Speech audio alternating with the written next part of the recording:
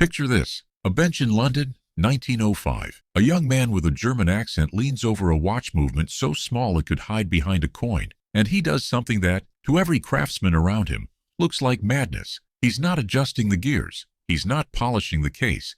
He's thinking about a name, a made-up word, 5 letters that mean nothing in any language, short enough to print on a tiny dial. Easy to say whether you're in Paris, New York, or Tokyo. The men around him build watches. This man is building a word, and the word, in time, will be worth more than all their workshops combined. His name was Hans Wilsdorf, and he was about to do something nobody in the watch trade thought was worth doing. He was going to convince the world that a wristwatch, a flimsy little ornament that serious men considered jewelry for women, was the most trustworthy object a person could strap to their body. Here's the paradox sitting at the center of this whole story, and it's worth saying plainly before we go anywhere. Wilsdorf sold the world a tool for telling time by slowly, patiently convincing everyone that what they were really buying was something a clock could never give them. Proof, status, a promise. The watch tells the time, but that was never the point. That was never, ever the point. And to understand how a man pulls that off, you have to start with what he didn't have. He had no parents, both gone by the time he was 12, born in Bavaria in 1881, orphaned young,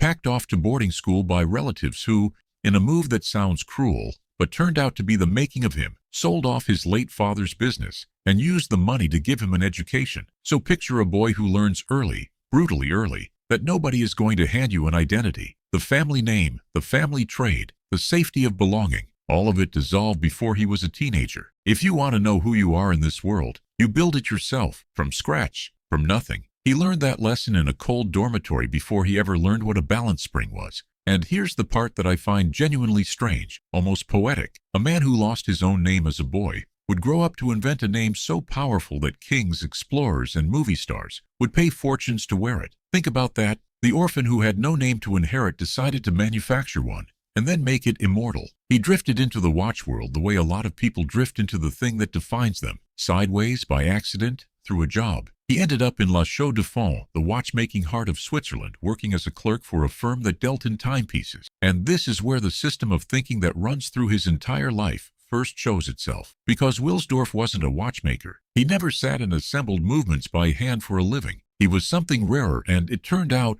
more dangerous. He was a man who counted the parts, who saw the whole trade from above, who watched thousands of watches move through his hands, and asked a question the craftsmen were too close to ask. Where is all this going? And his answer, around 1905, was heresy. The future, he decided, was on the wrist. Now you have to understand how insane that sounded. In 1905, a serious man kept his watch in his pocket, on a chain. A pocket watch was precision, dignity, engineering. A wristwatch was a delicate trinket, something a lady might wear as a bracelet. The wrist was exposed to bumps, to dust, to sweat, to water. No respectable mechanism could survive out there in the open. Putting a fine movement on the wrist was like taking a grand piano and bolting it to the roof of a moving carriage. Everyone knew it. Everyone agreed. Wilsdorf bet his life against everyone. He moved to London, founded a firm with his brother-in-law, and started importing Swiss movements, casing them, and selling wristwatches when the entire industry was snickering behind his back. And almost immediately he ran into the wall that would define the next 30 years of his life. The wall was trust. Nobody believed a wrist-worn watch could keep accurate time. So how do you sell accuracy to people who are certain you're lying? You don't tell them, you prove it. And this is the first appearance of the one non-obvious rule that I want you to hold on to, because it's going to come back, and each time it comes back it'll mean a little more. The rule is this: sell the trust before you sell the product. Build the belief first, the object second. Wilsdorf understood, decades before marketing was even a word people used this way, that a man doesn't buy a watch. A man buys what the watch lets him believe about himself. And before he can believe anything about himself, he has to believe the watch. So in 1910, Wilsdorf did something almost nobody in the trade had bothered to do. He sent one of his tiny wristwatch movements to an official Swiss rating center to be tested for precision, the kind of certification reserved for serious marine chronometers, the big instruments that guided ships across oceans. And the little watch passed. It earned the first wristwatch chronometer certificate in the world. A few years later, an observatory in England gave one of his watches a Class A precision certificate. Again, an honor that had been the exclusive territory of massive ships' instruments. Sit with what he just did. He didn't argue that his watches were accurate. He got someone else, an institution, an authority, a body with no reason to flatter him, to say it for him. He outsourced his credibility to people the public already trusted. That's not watchmaking. That's something else entirely. That's the architecture of belief. And then there was the name, Rolex.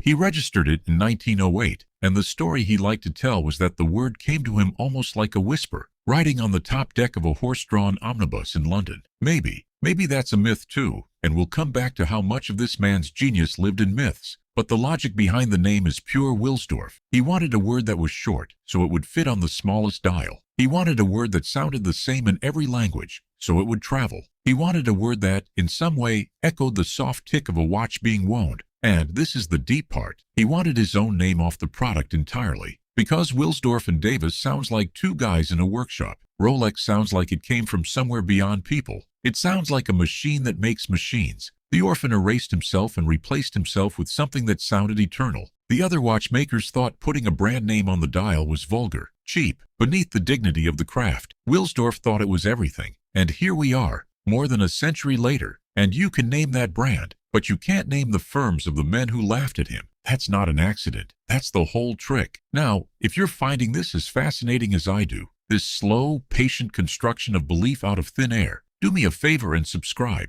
Because what comes next is the moment the whole thing nearly broke, and then didn't. And the way it didn't is one of the most audacious marketing stunts in the history of selling anything to anyone. Stay with me, because for all the certificates, Wilsdorf still had a problem he couldn't certify his way out of. Water, dust, air, the open enemies of any mechanism on a wrist. A watch could be perfectly accurate in a laboratory, and dead within a year in a man's pocket of real life. And Wilsdorf knew that if he wanted the wristwatch to be trusted the way a tool is trusted, the way a hammer or a knife is trusted, without thinking, he had to seal it off from the world completely. And here's where the central image of this whole story arrives, and I want you to picture it the way he must have. An oyster, a shell that clamps shut so tightly that it can sit at the bottom of the sea, surrounded by water on every side, and stay perfectly dry inside. Nothing gets in, nothing leaks out. Wilsdorf looked at that, a thing the ocean itself can't penetrate, and saw a watch. In 1926, his company patented a case with a screwed-down crown, bezel, and back that sealed the movement away from everything. He called it the Oyster, and that name was not decoration. It was a promise pressed into the steel. This watch is a sealed world, and time runs inside it untouched. But a patent is just a piece of paper, a claim. And Wilsdorf had spent his whole life learning that a claim means nothing until someone with no reason to lie confirms it. So the question became,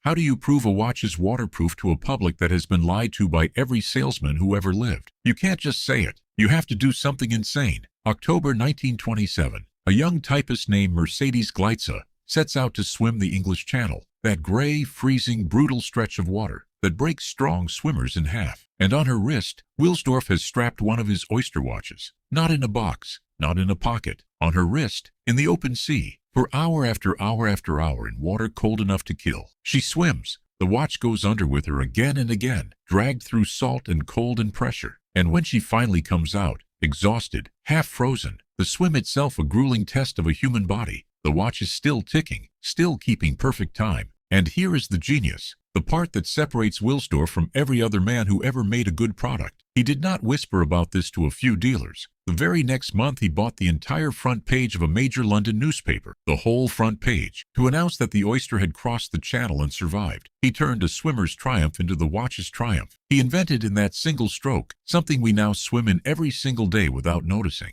Proof marketing. Don't tell people your product works. Send it into an impossible situation. Let it survive in public, and let the survival do all the talking. That's the rule again, isn't it? Sell the trust before you sell the product. He didn't sell a waterproof watch. He sold the image of his watch surviving the sea, and the watch came along for free. And once he understood that lever, he never let go of it. If the sea could prove the watch, what else could? So Rolex watches went onto the wrists of the people doing the impossible. Pilots flying higher than anyone had flown. The watch went up Everest with climbers. When men finally stood on the highest point on Earth, a Rolex had been there on the expedition. It went deep too, strapped to the outside of a vessel that descended into the Mariana Trench, the deepest scar in the ocean floor, almost 7 miles down, under pressure that should have crushed it like paper. And it came back up, still running. Wilsdorf took out an ad. Of course he did. Do you see the pattern? Every single one of these is the same move he made with the certificate in 1910 and the swimmer in 1927. Find the hardest possible test. Find a place no one could fake. Let the watch survive it in front of witnesses. And then Only then,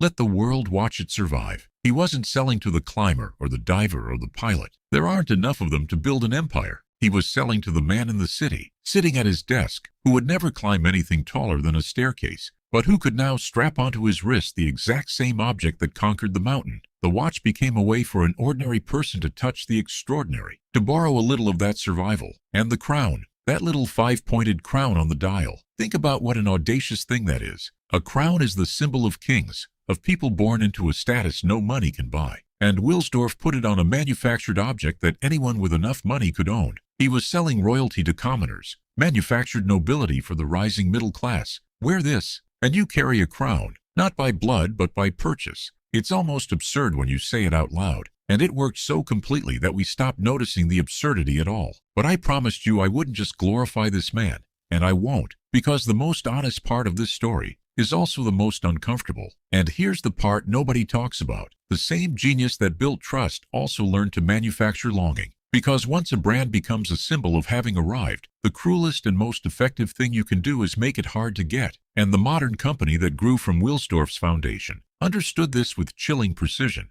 Walk into an authorized dealer today and ask for the most famous steel sports models, and you may be told they're not available. There's a waiting list, sometimes years long. The shelves are bare of the very things you came for, and the result is a strange and revealing thing. A used watch, already worn, can sell for more than a brand new one, because the new one you simply cannot buy. People line up for the privilege of being told no. A steel sports watch, a thing built to tell you what your phone tells you for free, can change hands on the resale market for the price of a luxury car, sometimes more. Is that craftsmanship? Some of it. These are genuinely well-made watches.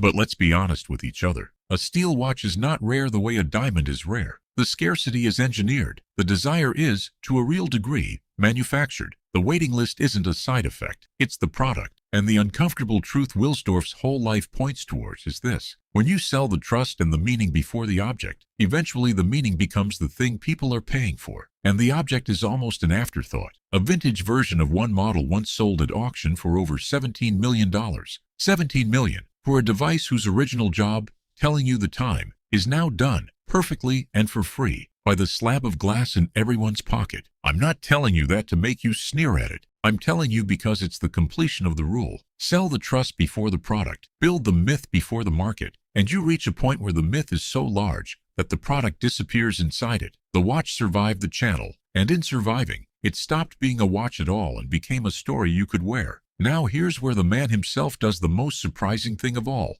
And it's the thing that, to me, redeems a lot of the rest. Wilsdorf had no children who survived him. His beloved wife died, and rather than let the empire he built fall into the hands of heirs or shareholders, chasing the next quarter's profit, he did something almost nobody at the top of a fortune ever does. He gave it away. He placed the entire ownership of the company into a private charitable foundation. To this day, the firm is owned not by a family, not by the public market, but by that trust, which channels enormous sums into charitable work and is bound to keep the company independent. And think about what that did, strategically, beyond the generosity of it. By giving the company away, Wilsdorf freed it from the one force that destroys most great brands: short-term greed. No shareholders demanding it flood the market to juice the stock. No heirs selling off the name to the highest bidder. He built a structure designed to let the myth outlive the man, protected from the very hunger that would have cheapened it. The orphan who had to build his own identity made absolutely sure that the identity he built would never depend on anyone's bloodline again,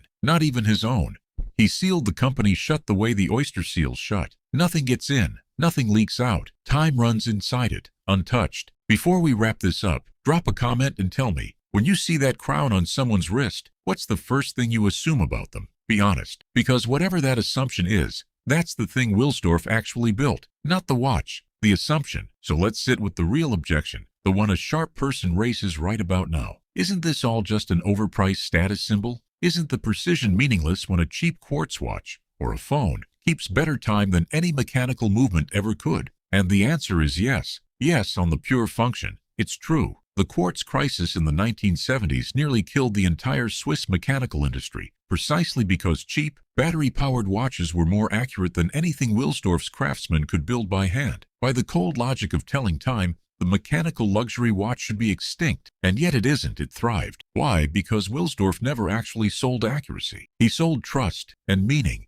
and the survival of something through an impossible test, and the quiet feeling of carrying a small sealed world on your wrist. Quartz could beat him on the one thing he was never really selling. It couldn't touch him on everything else. The smartphone made the watch's job obsolete, and somehow made the meaning of the watch more valuable, not less. Because now, when you choose to wear a mechanical watch, you're not telling time. You're making a statement that you don't have to. That's pure Wilsdorf. He built a thing so wrapped in story that making it useless only made it more desired. So the one non-obvious rule, one last time, now that you've watched it run through every decision the man made, from the certificate to the swimmer, from the oyster shell to the crown, from the deepest trench in the ocean to the foundation that owns it all today. Sell the trust before you sell the product. Build the belief, and the object becomes almost incidental. Wilsdorf understood before almost anyone that we don't buy things. We buy what things let us believe. A boy lost his name and his family before he was 12, and he spent the rest of his life building a name that nothing, not water,